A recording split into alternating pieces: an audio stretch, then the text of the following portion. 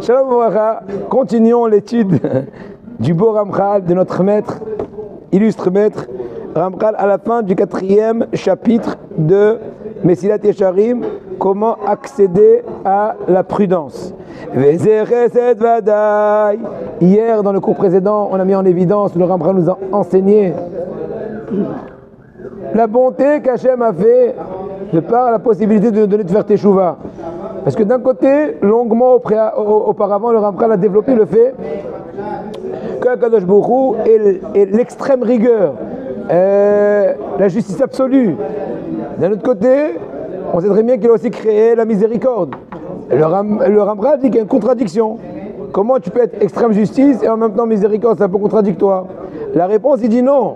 L'extrême justice aurait dû punir sur place, sans échéance.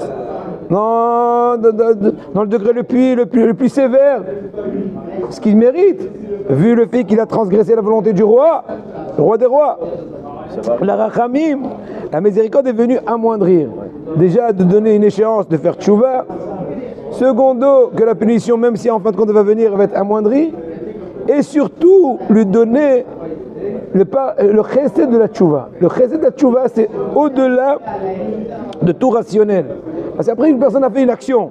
Comment tu peux véritablement l'effacer de l'existence?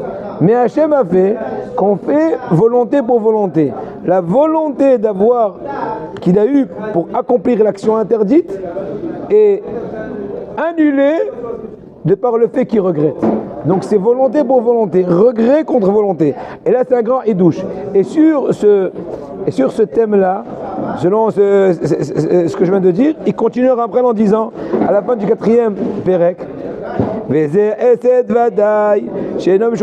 bien sûr, donc c'est une bonté qui est au-delà du cadre de la rigueur. Quand même, ce essed-là, cette bonté, cette miséricorde, cette dérogation, elle n'est pas complètement contradictoire à l'extrême justice. Il y a une certaine façon de pouvoir dire que même de par la teshuva, que je viens d'expliquer en un mot, volonté pour volonté, regret contre volonté,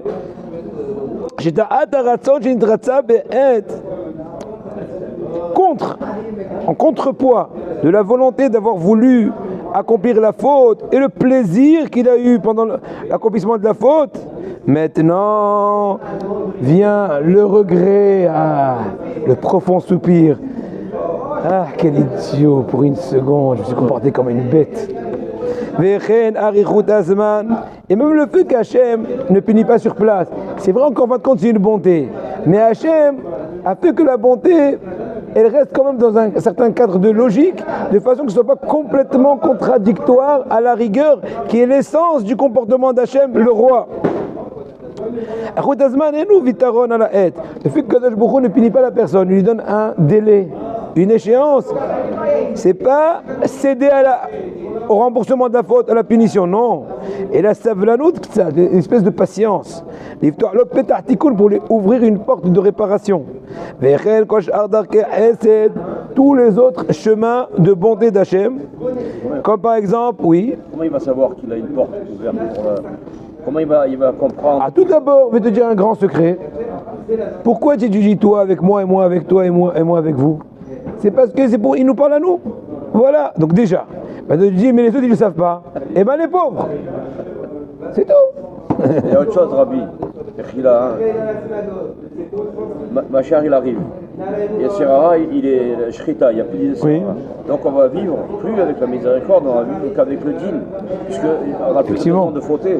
Oui. Celui qui voudra fauter, alors là, le pauvre, il est fini, quoi. C'est terminé pour lui. Il n'aura pas le temps de le faire. Hein?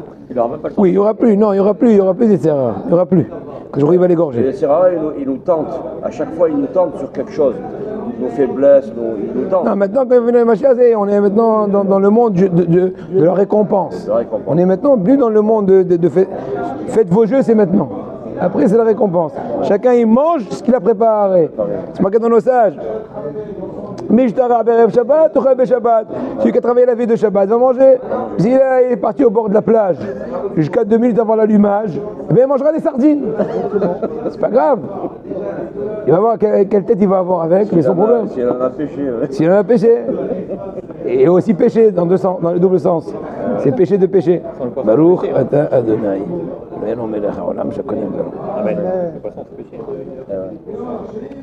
Par exemple, un autre exemple de miséricorde d'Hachem. Bra Mezakeab, regardez à Botaï, le miel du Ramchal. Regardez ce qui nous dévoile les sodotes de la Torah. Par exemple, nos sages disent que Bra Mezakeab, que le fils fait mériter le papa. Donc c'est comme une continuité. Là aussi, c'est Hesed Hashem. Que même après la mort, il a la possibilité de pouvoir continuer. Maintenant, ce n'est pas que les enfants de la personne, ce sont tous ceux qui ont une bonne influence de lui, qui sont des pseudo-enfants à lui. Donc, l'influence de sa bonne empreinte va continuer à fructifier de façon incessante. Et ça, c'est un Hesed qu'on lui octroie, ça. Ça veut dire qu'on est en train de chercher les plus lointaines investissements, influences, etc. pour bien le payer. Et Hachem Yishmor à l'inverse, on sait très bien que Platon, à la fin de sa vie, il a regretté toute sa philosophie bête, comme son nom l'indique, et il a envoyé des livres dans tous les coins du monde à tous ses élèves, tous les philos. Il leur a dit, je vous en prie, je suis planté, brûlez tous mes livres, je ne veux pas qu'il y ait d'influence. Pourquoi? Une fois qu'il avait tchouva, vous savez qu'il y a un très grand degré. Toujours je me confonds, est-ce que c'est à Platon ou Aristote, mais je crois que c'est Aristote, par rapport à ça, qu'il a dit qu'il y avait un degré, presque avant la névoie. Encore une fois, pas du coup de Gdoucha, pour dire le degré. En tout cas, que ce soit à Platon ou à Aristote, je crois que c'est Platon, il était conscient que si jamais ces livres d'hérésie, n'est-ce pas, de philo, restaient sur terre, il va continuer à payer les échéances des punitions de tous ceux qui ont été influencés de ces mauvais enseignements. Incroyable. De la scène inverse, un autre essai d'Hachem, le voici, Miktsat Nefesh Kechol Nefesh. Une partie de l'âme comme toute l'âme.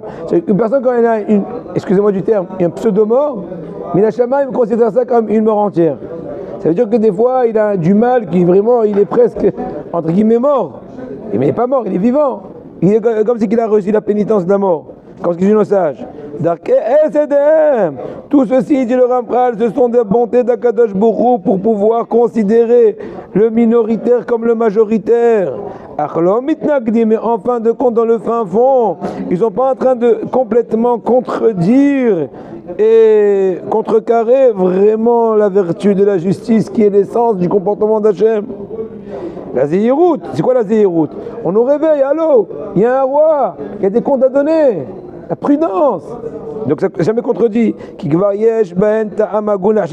j'ai dit, parce que je vous ai expliqué un peu l'idée, dit le Ramchal, un peu de contrepoids. Qu'on cède, que Kadosh Baruch Hu cède à la punition. Il ne punit pas une personne sans rien, il n'y a rien sans rien. Ou bien qu'on ne fait même pas attention. Allez, on fait un prix de gros.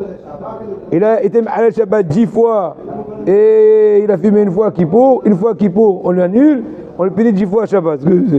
Ah bébé, le plus petit détail, on va le faire compter, on va le faire payer.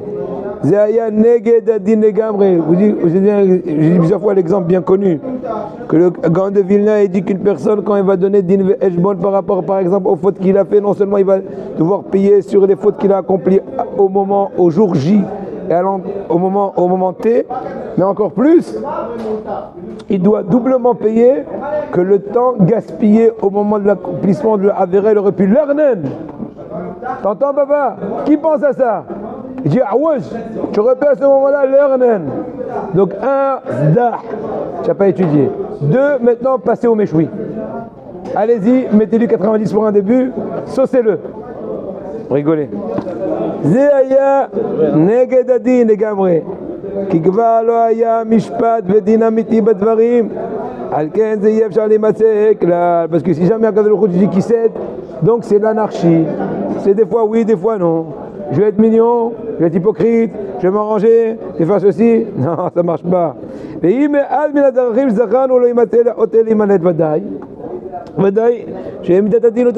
en fin de compte il n'a pas utilisé tous les bontés d'Hachem, que son fils le fait mériter, ses actions, on fait des usufruits, etc. Mixat nefesh, koran nefesh. S'il n'a jamais utilisé aucun de ces chemins-là, il a teshuva qui est un très grand idouche, et ben il te dit personne ne pourra s'esquiver, personne ne pourra échapper. C'est sûr que la vertu de la rigueur ne retournerait pas les mains vides.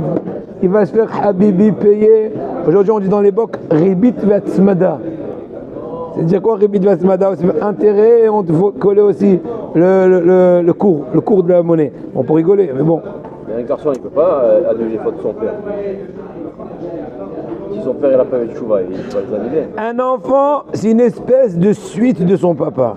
C'est une partie de son papa. Et donc, à Kadosh beaucoup de grande bonté, même si le papa peut faire tchouva shlema, il avait peut-être, je donne un exemple aléatoire, il avait un début de harata, de regret. À Kadosh beaucoup avec sa bonté, lui dit ben ton fils va finir le travail. Mais attention, on n'a pas le droit de s'appuyer sur les enfants. Je ne vais pas savoir, parce que des fois on te dit, pourvu que ton fils il s'arrange avec lui-même, tu veux encore qu'il ait un excédent de pouvoir de te fournir des mérites. Il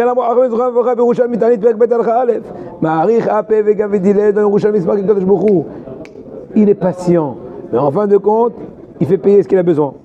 On finit ce périple extraordinaire. On voit de cela, conclusion, il dit le Ramchal, qu'une personne qui veut שאין לאדם הרוצה לפקוח עיניו פיתוי שאוכל התפתות בו לבלתי ייזהר מעשיו תחת הזהירות ולדקדק בם תחת הדקדוק. En un mot, je te conseille fortement d'être pointueux dans l'analyse de ton comportement, dans ta prudence. Ne pense pas que tu auras des failles, parce qu'en fin de compte, si tu ne fais pas tchouva, eh ben, on va tout payer. Et là, je finis encore une phrase.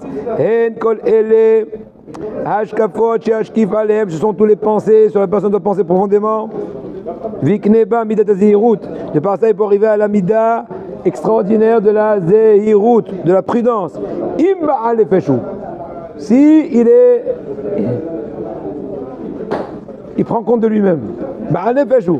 Et je veux rajouter un point, et avant de finir ce cours-là, je vais rajouter un point. Déjà, prochain cours sur le Ramchal, on va accéder au 5e de par 26 chapitres qui va expliquer quels sont les éléments qui risqueraient de nuire à la prudence et comment s'en préserver. Vous comprenez par exemple, je donne un exemple et comprendre. La raillerie. Quand tu es trop dans tes aises, tu es moins prudent et donc tu es plus voué à fauter. Exemple. Donc comment s'éloigner de cela? Quand tu vois un Moshav Letim, tu dis ciao ciao bambino, c'est pas pour moi. Je m'en vais. Exemple, encore une fois. Mais pour finir cette idée-là, il est marqué, on sait très bien qu'on a l'habitude de réciter à Minha de Kippour l'Haftara de Yona. Et le Mishnah Brura dans le Chot Kippour, dans le Sha'arat Tziyun, mentionne. Quel est le message?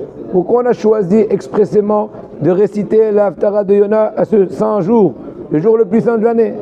La réponse est très simple. Qu'est-ce qui s'est passé avec Yona? Yona a reçu un message prophétique d'aller éveiller la ville de Nineveh, de se retourner vers Hachem. C'était des goïms. On sait très bien que Paro a vécu très longtemps, ou bien c'était un autre pharaon, sans entrer dans les détails. Et il leur a dit, faites chouva, ils ont même mis des silices sur les bêtes, etc. Mais au tout d'abord, Yona s'est sauvé. Il est parti à Tarshish. Quand il a dit d'aller à Nineveh, il lui a pris une autre direction. Maintenant, nos sages expliquent un truc incroyable, que Yona, qui était prophète d'ailleurs, eh ben, il avait une très bonne intention.